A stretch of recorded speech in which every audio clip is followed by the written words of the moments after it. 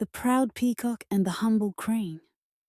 Once upon a time, in a lush green forest filled with sunlight and the sound of chirping birds, there lived a proud peacock. He had the most beautiful feathers in the entire forest. His long tail shimmered with shades of blue, green, and gold. Whenever he walked by the lake, he would stop and admire his own reflection.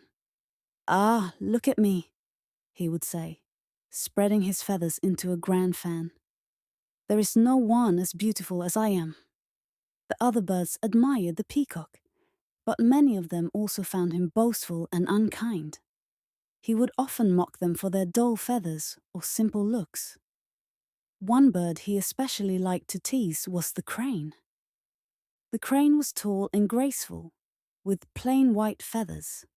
She didn't shine like the peacock, but she flew high in the sky and could travel great distances.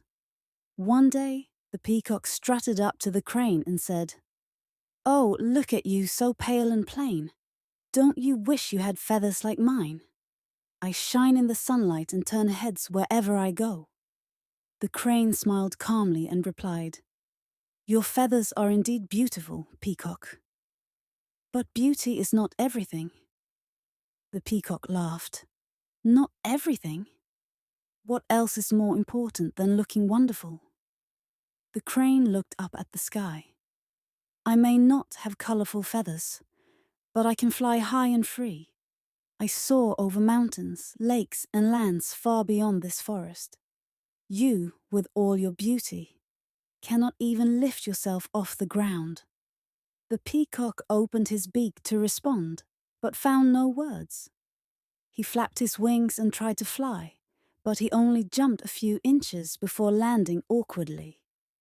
The crane gently spread her wings and flew high into the air, circling above the peacock before gliding gracefully over the treetops. The animals in the forest watched in silence. For the first time, the proud peacock felt small. He looked down at his beautiful feathers and realized that they were not as important as he once thought. From that day on, the peacock still admired his feathers, but he no longer bragged.